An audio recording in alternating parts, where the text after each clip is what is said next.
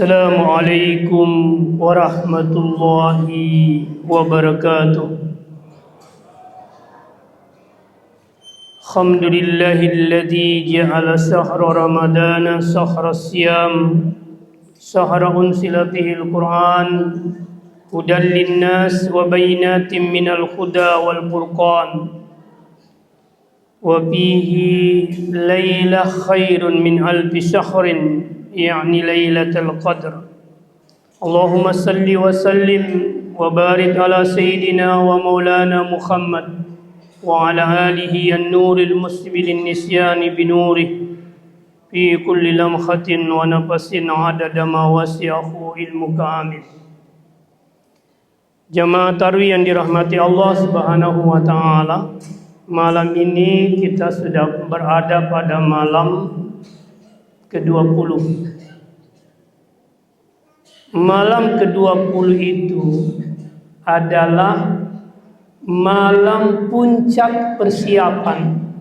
Malam puncak persiapan untuk menerima limpahan keberkahan Allah di 10 malam terakhir. Jadi di 10 malam terakhir itu puncak pencapaian. Tapi di 20 malam Ramadan sebelumnya itu adalah puncak persiapan.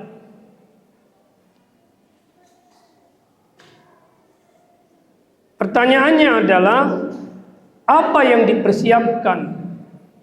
Sudah kita tahu semua bahwa malam Lailatul Qadar itu malam yang hadir di malam-malam ganjil 10 Ramadan terakhir.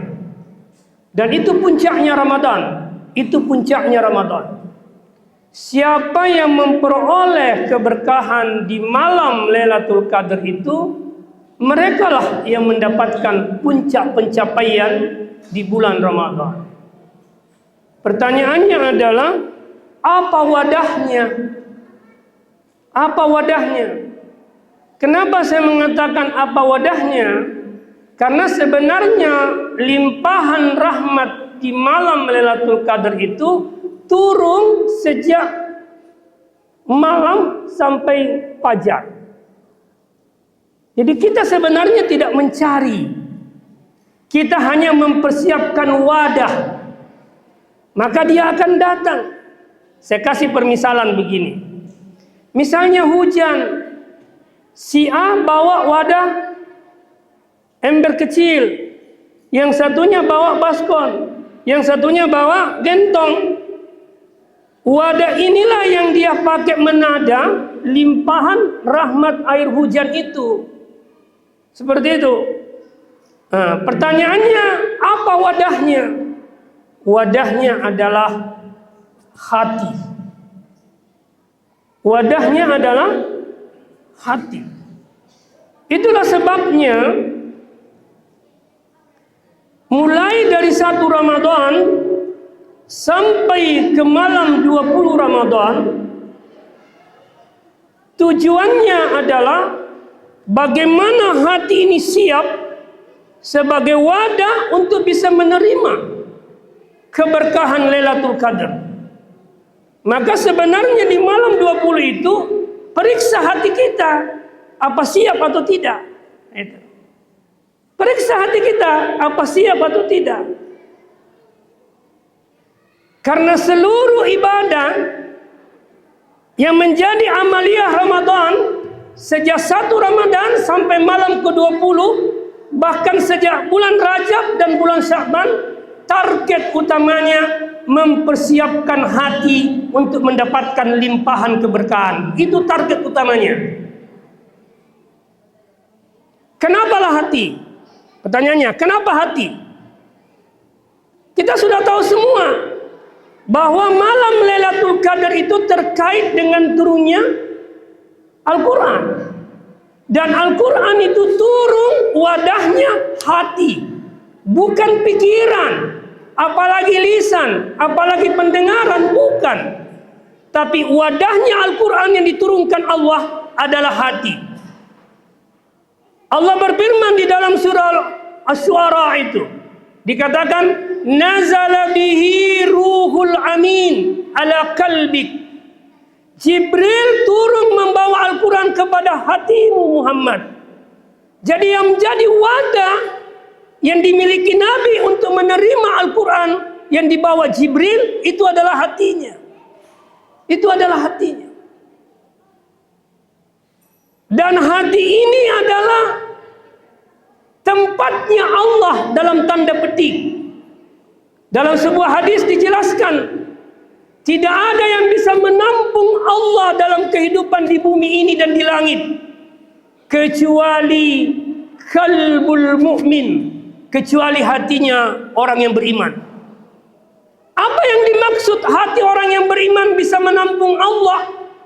Hati orang yang beriman itu di sanalah hadir kesadaran akan sifat, asma dan perbuatan Tuhan. Di situ. Rumi pernah berkata seperti ini. Apa kata Rumi? Sudah ribuan kali saya berusaha terkait dengan hati saya, tapi tidak ada satupun yang bisa menggembirakan hatiku kecuali hatiku itu bertemu dengan Tuhanku. Rumi ingin mengatakan bahwa kegembiraan dan kebahagiaan itu letaknya di hati. Dan hati yang bisa memberikan kegembiraan dan kebahagiaan adalah hati yang bersama dengan Allah. Hati yang dicahayai dengan cahaya ketuhanan. Hati yang diliputi oleh kesadaran ilahi. Itu yang bisa memberikan kebahagiaan. Karena itu limpahan Lailatul Qadar di 10 terakhir Ramadan itu tempatnya di hati. Tempatnya di hati. Wadahnya adalah hati. Maka periksa hati kita, siap tidak? Kalau akhirnya kita berpendapat bahwa hati kita belum siap, jangan putus asa. Mulai malam ini mintalah kepada Allah untuk Dia siapkan. Karena sebenarnya yang mempersiapkan itu bukan kita, tapi Allah sendiri. Karena Allah sendiri yang mempersiapkan, bukan kita.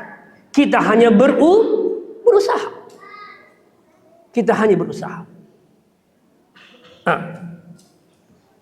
Selama ini kita baca Quran, selama ini kita zikir, selama ini kita berdoa, selama ini kita puasa. Semua itu dalam rangka mempersiapkan hati kita untuk bisa menerima limpahan itu. Nah, sekarang pertanyaannya, apa bentuk limpahannya? Itu pertanyaannya. Apa bentuk limpahannya? Perhatikan ayat surah Al-Qadar. Inna anzalnahu fi lailatul qadar. Sesungguhnya kami menurunkannya pada malam Lailatul Qadar.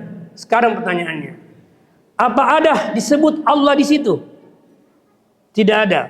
Apa ada disebut Al-Quran itu di situ? Tidak ada. Apa Nabi Muhammad disebut sebagai penerima? Tidak. Allah, Al-Quran, Muhammad Sallallahu Alaihi Wasallam ini tidak disebutkan secara jelas, tapi disembunyikan dengan menggunakan kata ganti. Allah menggunakan kata ganti nahnu.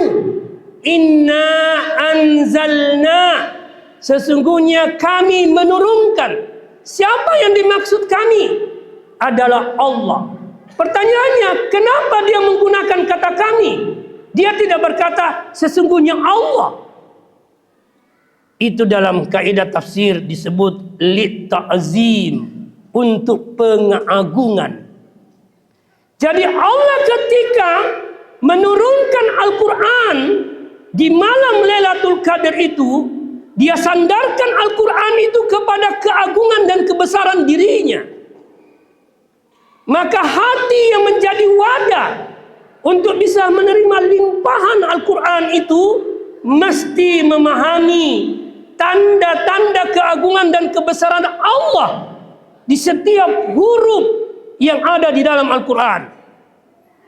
Imam Ali pernah berkata, Allah menampakkan dirinya, menampakkan kekuasaannya, menampakkan keberkahannya, menampakkan keagungan dan kebesarannya pada setiap ayat-ayat yang engkau baca di dalam Al-Quran. Hanya saja engkau tidak menyadarinya. Kenapa? Karena fokus kita hanya pada huruf-hurufnya, bukan di balik huruf-huruf itu. Itu persoalannya. Fokus kita di mana? Di huruf-hurufnya. Maka Nabi pernah mengatakan, ada 3 ciri di mana umat Islam itu mengalami kerendahan serendah-rendahnya dalam kualitas spiritual. Salah satu cirinya kata Nabi, la ya'rifuna al-Qur'ana illa bisautin hasanin. Mereka tidak lagi mengetahui isi Al-Quran. Yang dia tahu bagaimana keindahan pembaca Al-Qurannya, keindahan suara pembaca Al-Qurannya. Di situ hanya mainnya. Tapi apa yang dia baca, la ya'rifun, dia tidak tahu. Tidak tahu. Bukan di situ tempatnya. Quran itu untuk diketahui isinya, lalu kemudian diamalkan, dan puncaknya jadikan sebagai moralitas akhlak. Itu.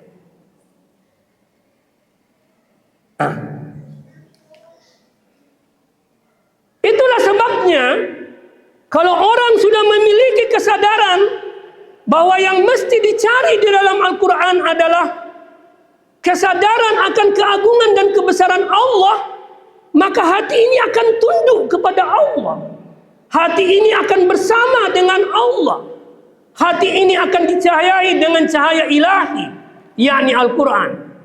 Maka Imam Ali Zainal Abidin As-Sajjad pernah berkata, "Lau mata, sekiranya mati semua orang di timur dan di barat, tinggallah aku sendiri," kata Imam Ali Zainal Abidin As-Sajjad, "saya tidak akan pernah bersedih, saya tidak akan pernah galau, saya tidak akan pernah merasa sendirian selama Al-Quran hidup bersamaku, hidup di dalam hatiku." Pertanyaannya, apa Quran hidup di dalam hati kita? Atau dia hidup di lisan kita? Atau dia hanya hidup di telinga kita dan hidup di pikiran kita, tapi tidak pernah tembus ke dalam hati kita? Nih, itu persoalannya. Gurunya Imam Abu Hanifah, Ja'far Shadiq, pernah berkata, "Jangan pernah ajalmu datang menjemputmu. Jangan biarkan ajalmu datang menjemputmu sementara engkau tidak bersama Al-Quran." Jangan pernah biarkan ajalmu datang menjemputmu sementara hatimu kosong dari Al-Quran. Bahkan dia katakan, sekiranya hatimu masih kosong dengan Al-Quran, jangan biarkan engkau mati kecuali engkau berinteraksi dengan Al-Quran. Maka pencapaian tertinggi di bulan Ramadan adalah hidup bersama Al-Quran di Ramadan dan hidup bersama Al-Quran di pasca Ramadan. Saya pernah membaca syairnya Rumi. Dia bilang begini, dia bertanya terkait Ramadan. Tuhan yang engkau sembah di bulan Ramadan adalah Tuhan yang sama yang engkau jauhi sebelum Ramadan dan sesudah Ramadan. Lalu dia bertanya, lantas mengapa penyikapanmu terhadap Tuhan itu berbeda? Saya kembangkan itu. Saya ingin berkata terkait dengan Quran.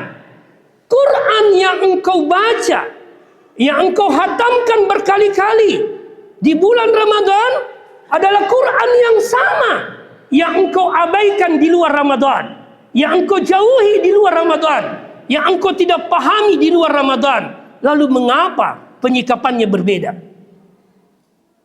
Karena itu kata Nabi, "Lau ya'lamul 'abdu ma fi Ramadan." Sekiranya seorang hamba mengerti apa rahasianya bulan Ramadan, lawaddu Ramadana sanah, maka hamba itu akan berharap Ramadan bukan 1 bulan, tapi 1 tahun. Apa maksudnya? Orang yang mendapatkan rahasia Ramadan itu dengan Quran yang ada di sana. Karena Quran adalah yang menyebabkan Ramadan mulia, bukan yang lain. Quran yang menyebabkan dia mulia. Maka kalau orang mendapatkan bagaimana rahasia membaca, rahasia mendengar, rahasia memikirkan, rahasia mentadabburi ayat-ayat Al-Quran, maka itu akan berpengaruh sampai 1 tahun Ramadan berikutnya. Akan berpengaruh, dia tetap hidup. Saya kasih contoh. Di Ramadan Bapak puasa, tidak makan, tidak minum, dan tidak itu, dan seterusnya. Tapi ada orang di luar Ramadan. Setelah Ramadan, dia makan, dia minum, dia ingin melakukan hubungan itu. Tapi di sisi Allah, dia dianggap berpuasa. Kenapa? Karena dia mampu mengendalikan penglihatannya, pendengarannya dengan cahaya-cahaya Al-Quran. Itu. Terakhir sekali, saya ingin mengatakan bahwa Quran itu adalah nikmat terbesar yang Allah turunkan kepada kita. Maka ambillah, peganglah baik-baik. Saya sering mengatakan Quran itu seperti talinya Allah, tali Allah. Jadi dia ulurkan dari langit ketinggian, dia ulurkan dari langit ketinggian ke bumi kerendahan. Lalu disuruh hamba pegang itu tali di bumi kerendahan. Di ujung di atas ketinggian adalah Allah yang memegangnya. Maka tali ini adalah untuk dipakai naik menuju ketinggian di sisi Allah.